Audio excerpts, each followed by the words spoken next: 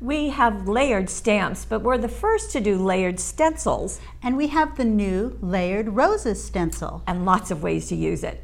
Come play with us. Well, here is this stencil. It's a 12-inch, and you can see the 3 layers. Right, and along with these 3 layers, if we zoom in on just one of them, you're going to see pinholes.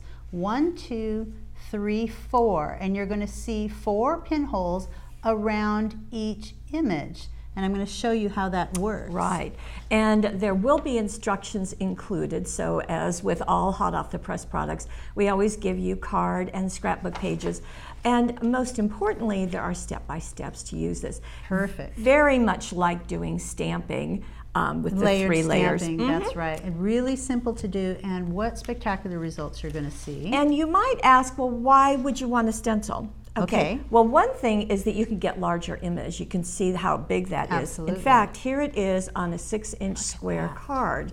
Now the 6 inches goes clear to the pink edges, so you can see that that just does a giant look. Right, and what you're seeing here are the roses, that beautiful butterfly and the swirls, but what I love about the stencil is it always also comes with this great big word roses, which is just a beautiful touch. And we'll show you that in just a second. So the process is very similar to stamping. Right, it's very simple, and it's going to start with where you're going to place this. So I've got my cardstock, I've got my stencil, and let me show you. The images are going to be done in this way. Number 1, number 2, and number 3. And so this last one is going to give you these great highlights. So you're going to get definition with each of these, and it's a really easy 1, 2, 3 process.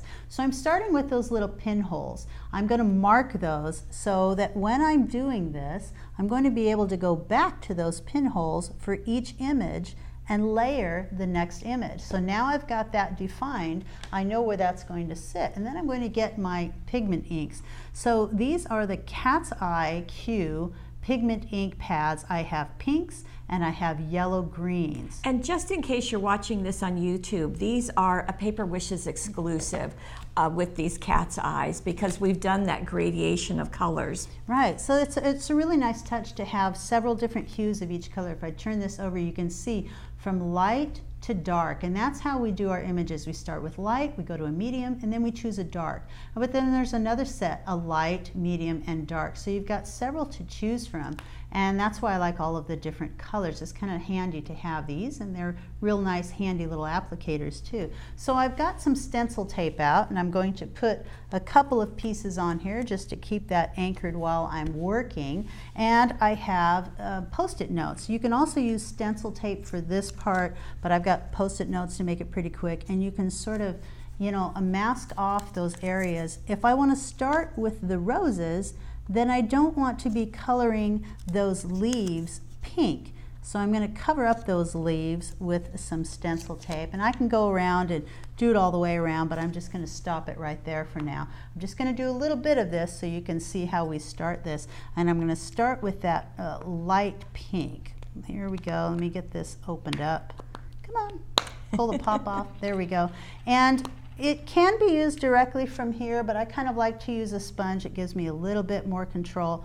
You can certainly use the Cat's Eye Q's, or if you want just a little lighter application, then you start just like this. So I'm picking up the ink, and then I'm pouncing it through the stencil, through that open area. And this is how I'm putting down the first layer, my number 1 base layer of those roses. I would continue out through the entire set of those roses, but let me just go ahead and remove the stencil and show you how that starts to look right off the bat. So pick that up, and you can see the edges of those roses and how they're starting to form. Let me get to this page. So this is what I did after I did all of the roses, all the little pink flowers, and then I did the base color and around the leaves, etc. And then the next layer looks like this. So you can see the definition is really starting to happen with that layer number 2. Right, so layer number 2, and I've got those little pinholes here that I just lined those up, just like this, because I already had those pinholes in place. You line, oh, I lined up the wrong hole. There's 2 side by side. You want to line up the 4 that are around the next set, and then you start adding your second color through those openings. That gives you your second layer. And then with the third layer, that is the final layer of your stencil. Again, locating those little pencil marks and adding that final layer with the darkest color of ink. So it's really simple. Then you can add your word down here very simply as well. And this is using the same colors that you just did with the pink cat's eye cues and the yellow green. And if you want to, you can also do it like this. And I have to tell you, I love this with the vellum. When Gail did this, I thought it was just brilliant. So she's done that stencil on the vellum, and then it's torn the edges. Right. Now, when you do the roses, it is just one word. You're not going to have to do any layering there. It's just ready to go. But while I had that in place, I did do two colors. I did pink up at the top, and I did a little purple down at the bottom. So that gives it a nice kind of a high or shadowing down at the bottom. But I love that you can see through it to those roses. And this was done with the pinks, but this was also using the blues. So you've got some turquoises and some nice blues there. Again, the exclusive to Paper Wishes. And just beautiful with those highlights being actually a little darker. It really gives you a shaded edge on one side and a lighter edge on the other side. Now the other thing you've added are some of the sequins from the 28 Lilac Lane bottles. And this is the Pretty Princess. Okay, very so pretty. It almost looks like dewdrops on there. Right. You can even use the buttons. So the buttons over here on the bow there. Now Beautiful look. do notice that you let this go off the edge, and I think that is something that might be a little uncomfortable for some folks. Certainly something that everyone wouldn't think of doing, but what a great look. Well, sure, because you can't always fit a 6" by 6" image on a card, but you can certainly do part of it, and it's perfectly fine.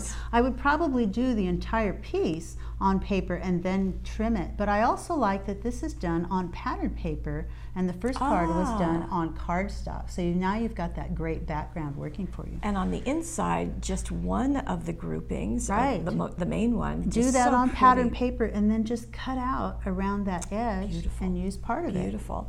Now, if you want to, you can just go with the smaller images as you've done here. Right, so now you've got the top part. Let's move this in for a moment. You've got the top part of that image, so you're only using the leaves and the smaller flowers and that butterfly. And the butterfly is actually done separately, cut out and then put in place. And this one is using the yellow greens, and I believe this is the silks and satins of the Cat's Eye Cue. So you've got some nice colors there, almost kind of a fall coloring. So very, very pretty. On the inside, oh beautiful. Isn't that rose pretty in those colors? I don't remember even seeing that. It's a beautiful look, and what a nice surprise. Very pretty, gorgeous. Let me see who did this. Okay, Debbie did this. And nice job, Debbie. Another reason for having the stencil is scrapbookers. Look what you can do on your pages. Isn't that gorgeous? And it can match whatever colors your people are wearing. Okay, now here's something to look at. You've got that beautiful butterfly. That's the image that comes with what you're looking at your image, and you've got your butterfly right there. But you want a butterfly the other way, turn your stencil over. Right. And now you've got a butterfly in the other direction. Very simple to do. Pretty. And look how the swirls coming in other areas. Adding the swirls individually. You can take that apart. You can use it in different ways. And speaking of which, here is another surface. This is a paper mache box. It's hexagon, and we have not had it all year until now, finally. And this too was simply done on the top of it. But it's actually done on the pattern paper. Right. So you're going to take your large piece like this. This is Twilight Jewels, or Twilight Jewels. You're going to take your box. You're going to place it, excuse our little code there, place it on your papers and trace it out, then cut it out, and now you've got this piece to work with, and I cut it mostly out here, there we go. So you've got that piece, and you can go ahead and stencil your image, do all your layering on here, and then glue it to the top of your box. Right, and another thing that was done is the sides of the box were inked, And then look, more stenciling was Right. done on the outside edges. Make sure that you remove the lid of the box when you do this, and you can just lay that stencil flat on there and do one piece at a time.